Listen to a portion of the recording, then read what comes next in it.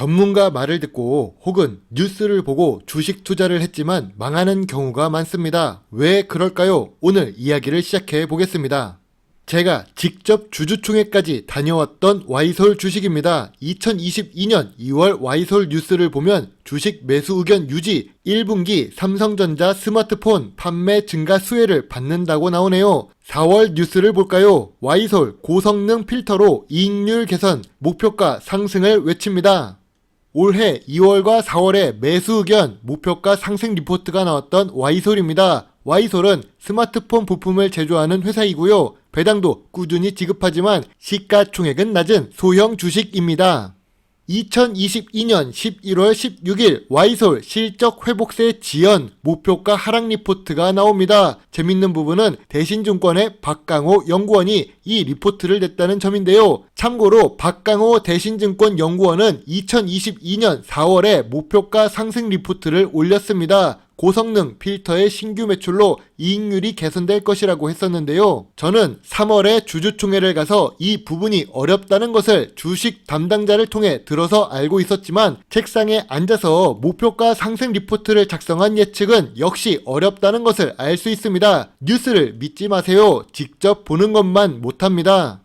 와이솔의 2022년 주식 차트를 보겠습니다. 주가가 제일 높았을 때 무슨 리포트가 나왔을까요? 정답은 목표가 상승 리포트입니다. 2022년 4월 4일 뉴스가 나오고 며칠 동안 상승을 하기는 했었네요. 하지만 그 이후로 계속 주가가 빠지고 있습니다. 지금처럼 고점 대비 40% 이상 하락한 상태에서 목표가 하락 리포트가 나옵니다. 이런 말은 저도 할 수 있지요. 주식 목표가 상승과 하락 리포트는 오를 때와 내릴 때를 반대로 알려주는 것 같습니다.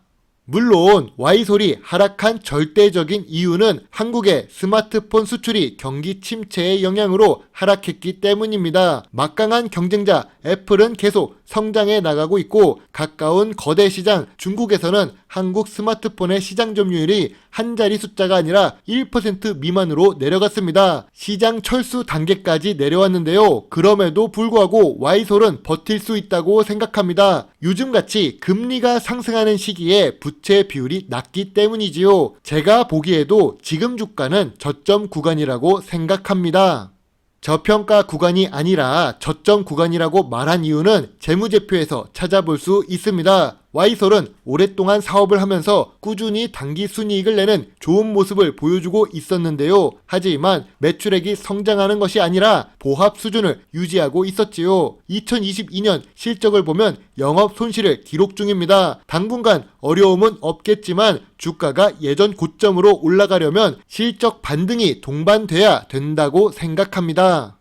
그래도 현재 주가는 저점 구간이고 스마트폰 부품이라서 미래 성장성이 있는 산업에 속해 있는 와이솔입니다. 와이솔 주식의 장점은 배당도 지급하는 주식에다가 PBR이 0.5배로 낮기 때문에 자산이 많은 자산 주식이라고 볼 수 있는데요. 저도 주주총회에 가서 보았던 와이솔 공장이 괜찮다고 생각합니다. 황금 거북이는 목표가 하락 리포트를 좋아하는데요. 다만 2022년 실적 악화가 빨리 해소되어야 하며 한국 스마트폰 시장 점유율이 애플의 독주를 막을 수 없고 중국산 스마트폰의 추격이 강렬하기 때문에 밝은 미래가 그려지지는 않습니다. 그래도 옛날 김정식 회장님이 살아계실 때부터 투자를 했었던 대덕 계열사라서 황금거북이는 소액 분할 매수 의견을 제시하겠습니다. 지금 와이솔은 고점 대비 60% 하락한 상태이고 모두가 어려웠던 2020년 최저가가 7,000원입니다. 황금 거북이 역시 와이솔 주식을 보유하고 있지만 현재는 평가 손실을 기록하고 있지요. 여기서 주가가 더 빠지기는 어렵다고 판단해서 분할 매수를 하고 실적이 좋아지는 분위기가 조성될 때 최근에 수익 실현을 했던 대한유화처럼 상승 시에 주식을 처분하도록 하겠습니다. 영상을 올려도 조회수가 100이 나오지 않는 황금 거북이이지만 그래도 저평가 배당주를 찾기 위해 늘 공부하고 있습니다. 그래서 찾아본 종목은 한국 가구입니다. 시가총액이 1000억이 되지 않는 소형 주식인데 무려 분기 배당을 지급하는 회사이지요. 회사 이름만 보면 가구를 제조할 것 같은데 가구를 도매하는 회사입니다. 분기 배당을 할 수 있는 자신감은 어디에서 나올까요? 그렇습니다. 매년 매출액이 증가하고 있고 영업이익을 기록하고 있기 때문에 할 수 있는 것이죠. 재무제표가 좋지 않으면 분기 배당도 할 수 없을 것입니다.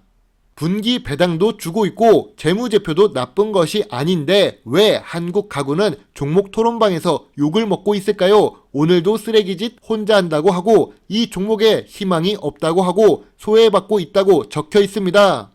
멘탈이 튼튼한 사람도 6개월 이상 지속된 하락에 버티기 힘든 건 사실입니다. 황금 거북이는 거북이처럼 단단한 등껍질을 갖고 있어서 흔들리지 않는데 조회수가 100이 안 나오면 마음이 아프긴 아프지요. 아무튼 한국 가구는 주가가 계속 하락했었습니다. 그렇기 때문에 종목 토론방에서 화난 개인 주주들을 볼 수 있었을 것입니다. 다행인 부분은 하락 추세가 점점 둔화되고 있다는 부분이죠. 2020년 어려웠던 시기에 주요 주주가 매수한 단가가 4,300원입니다. 참고로 지금 주가가 4,500원 수준인데요. 지금 주가에 매수를 해도 주요 주주와 비슷한 단가에 투자를 할 수 있다고 생각됩니다. 2019년보다 매출액이 증가했기 때문에 2019년 저점인 4,000원 아래까지 내려가기는 어렵다고 생각합니다. 이미 충분히 조정을 받았고 거래량이 증가했던 시기에 주가를 보더라도 지금 주가는 저점 구간이자 저평가 구간이라고 생각합니다.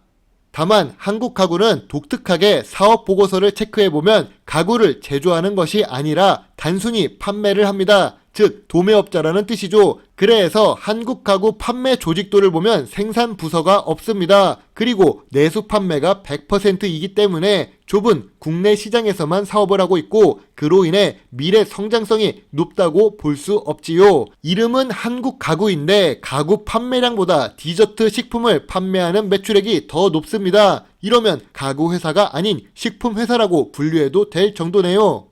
저평가 구간이고 좋은 재무제표를 기록하고 있고 분기 배당까지 지급하는 한국 가구입니다. 하지만 내수 위주로 사업을 하고 있기 때문에 별점 7점 이상의 좋은 점수를 줄 수는 없지요. 비인기 종목이라서 관심은 낮지만 주식은 늘 저평가 구간에 물려가면서 투자해야 좋은 수익을 낼 수 있습니다. 고점 대비 50% 하락한 상태입니다. 거래량이 많았던 금액대까지는 상승할 수 있다고 생각하며 2019년 저점이 4,000원 아래이기 때문에 추가 하락을 하더라도 감당 가능한 수준이라고 생각되는데요. 현재 주가에서는 소액 관심을 갖고 지켜보겠습니다. 물론 한국 가구에 투자를 해서 3배, 4배 수익을 낼 수 있다고 생각하지는 않습니다.